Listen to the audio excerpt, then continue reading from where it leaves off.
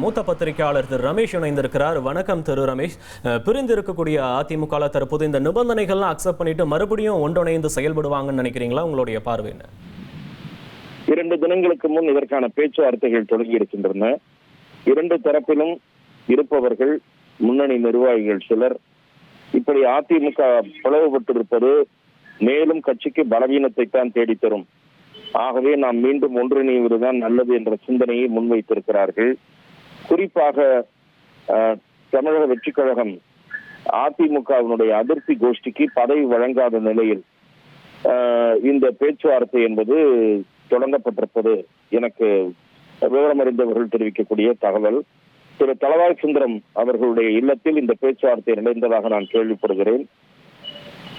தமிழக வெற்றிக் கழகம் அதிமுகவினுடைய ஒரு கோஷ்டியின் அலுவலகத்திற்கு சென்று அதன் ஆதரவை பெற்று அந்த அணியைச் சேர்ந்த சிலருக்கு மந்திரி பதவி கொடுக்கப்படும் என்ற தகவல்கள் வெளியே பரவிய நிலையில் அவர்களுக்கு அந்த நம்பிக்கை ஊட்டியது என்றுதான் கருத வேண்டியுள்ளது.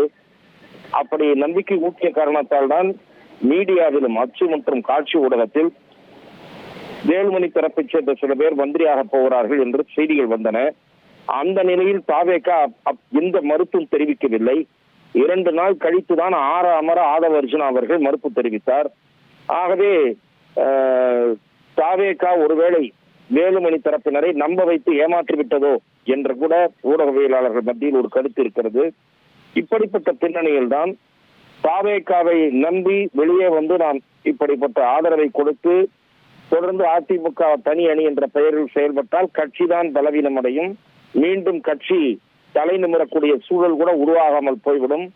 ஆகவே அனைவரும் ஒன்றிணைந்து செயல்படலாம் என்ற எண்ணம் 2 அணிகளிலும் இருக்கக்கூடிய சில தலைவர்களுக்கு ஏற்பட்டிருக்கிறது. அவர்கள் இந்த பேச்சுவார்த்தை முன்னெடுப்பை மேற்கொண்டிருக்கிறார்கள். அதிருப்தி கோஷ்டி சேர்ந்தவர்களுடைய கட்சி பதவிகள் பறிக்கப்பட்டன, அவர்களை மீண்டும் அந்த பொறுப்பில் நியமிக்க வேண்டும்.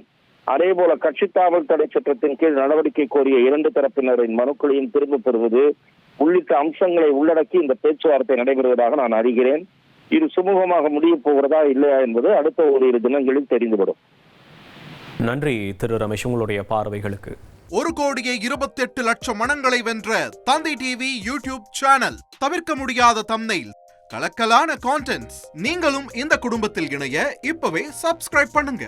அசுரபலம் கொண்ட எங்கள் டிஜிட்டல் கரங்களில் உங்கள் விளம்பரங்களை சேர்க்க வாட்ஸ்அப் பண்ணுங்க. 8939888378.